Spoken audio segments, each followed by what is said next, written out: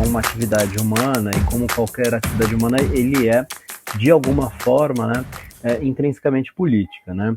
E a gente tem uma série de indicativos disso. Quando o futebol ele nasceu, né, ele nasce ali, pelo menos no seu formato atual na Inglaterra, né, ele já opera ali como um mecanismo de controle social. Num primeiro momento, ele nasce nas escolas públicas inglesas e ele recebe forte apoio dos professores em função de que eles viam naquele espaço um espaço de possível disciplinarização dos alunos. Então ele já nasce como espaço de controle social, né? Eu acho que o futebol é muito um reflexo da sociedade e a gente vê movimentos muito parecidos. Então a gente vê um certo negacionismo na nossa sociedade de que a ditadura não existiu ou que ela não foi tão dura assim.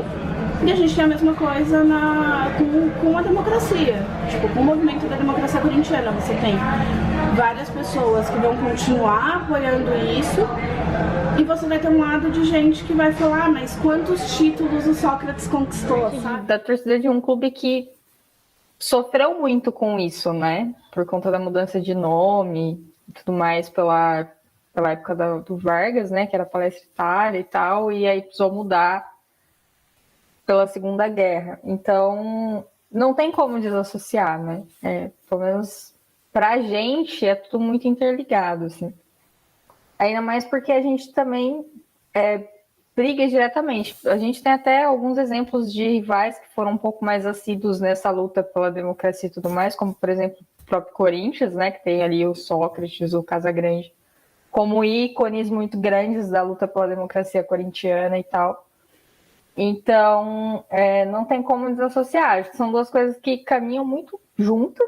Então, no caso do Palmeiras, né, quando a gente olha para as narrativas oficiais que o próprio clube produziu sobre a sua história, né, ou sobre a sua fundação, no caso, esse elemento ele já estava lá, né, mas talvez ele estava lá em um contexto que a discussão política, justamente o contexto político não convocava exatamente uma atenção específica para esse elemento, né? Então, enfim, isso aparece assim em publicações chanceladas oficialmente pelo clube em vários momentos, né? Mas há um momento que é um pouco mais próximo de nós no tempo, né, em que essa discussão ela parece ter se aquecido. O futebol ele dita grande parte da cultura, né? Isso no mundo todo, inclusive saindo um pouco do ocidente, da cultura ocidental, né? No mundo asiático, no Oriente Médio, enfim. E ele está extremamente envolvido, ligado com a política, porque o futebol ele é um recorte da sociedade. Então, a nossa sociedade, por exemplo, é uma sociedade racista, uma sociedade misógina pra caramba, uma sociedade homofóbica, e esses preconceitos incrustados na sociedade, é óbvio que no futebol, na arquibancada, eles vão encontrar um palco ali para manifestação. O Paulo surge como um clube favorável ao profissionalismo, já que o amadorismo, né, era defendido justamente pela elite, porque ela não queria que o futebol fosse, vamos dizer, disputado, né, ser apropriado pelas classes trabalhadoras, porque justamente se você cria um regime profissional no futebol, e que já existia, né, porque tinha o dito profissionalismo marrom, e que até uma das expressões que surge é o bicho, né, que é utilizado até hoje, né, que era uma forma de incentivo para esses jogadores que eram profissionais, mas não tinham seus direitos. Então, se você cria um regime profissional, você permite, né, que pessoas que não tenham renda vivam do desporto, né?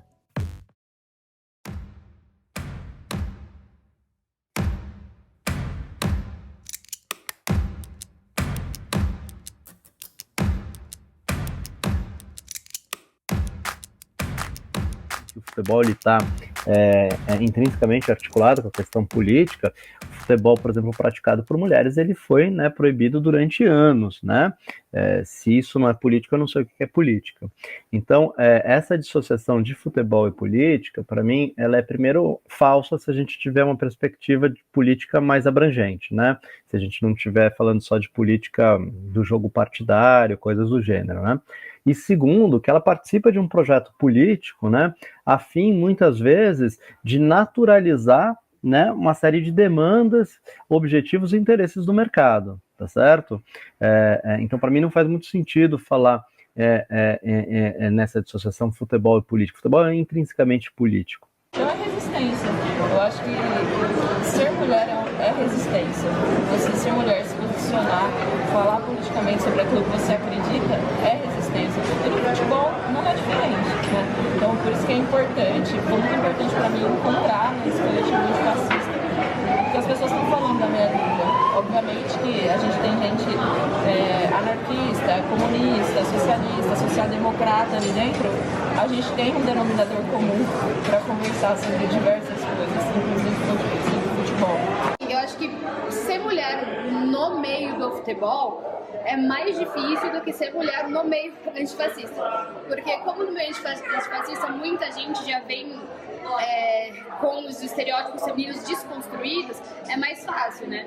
Então, assim, a gente consegue pautar gênero, por exemplo, a gente consegue pautar pensamentos anti-LGBTQIA+, fóbicos, né? Dentro dessa estrutura antifascista, algo que em torcidas comuns, por exemplo, a gente não consegue, né? Então ainda tem aquela noção de que não pode usar brinco no meio de torcida organizada, sabe? Mulher não pode tocar isso no meio. Então, assim, o futebol em si, ele é mega machista, continua sendo, né? Porém, dentro do meio antifascista, eu enxergo como um respiro ali dentro, sabe? Eu acho que os caras ouvem mais a gente dentro dos coletivos, porque eles já, né, tentam desconstruir esses pensamentos machistas, essas atitudes machistas. Claro que ainda nunca é o ideal, né? Porque, assim, são anos de patriarcado. Então, para acontecer essa desconstrução, realmente é um caminho bem longo. Mostra que é muito mais do que só uma euforia geral, do que uma relação de paixão. É muito mais do que isso. O futebol acaba sendo, do mesmo jeito que ele é usado politicamente, ele é usado também como desculpa para várias coisas. Então, aqui na Inglaterra e no Brasil é uma desculpa para você beber, e para você beber além da conta, é uma desculpa para você xingar e ofender jogadores de futebol que estão ali fazendo o trabalho deles, mas você se acha no direito de ofender uma pessoa apenas porque ela está fazendo o trabalho dela de uma forma ruim, mas está fazendo o trabalho dela. Então, assim, essa violência de gênero, como eu falei no começo, o futebol é um reflexo da sociedade. Por ser um reflexo da sociedade, a gente não tem como dizer que o futebol vai ser imune à violência de gênero, porque a sociedade não é imune à violência de gênero.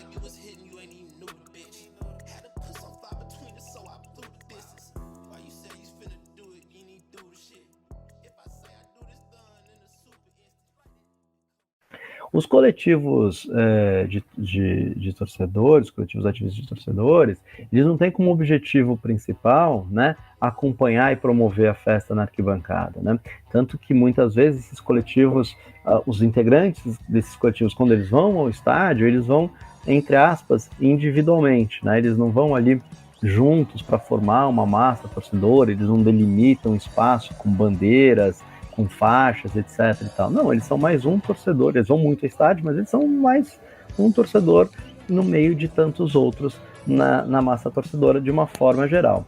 Por quê? Porque o objetivo desses coletivos, ele é, sobretudo, né, lutar por transformações sociais, fazer um enfrentamento aí das diversas formas de dominação presentes aí na nossa sociedade. Fazer parte de um coletivo antifascista, ele vai muito da necessidade de organização, né?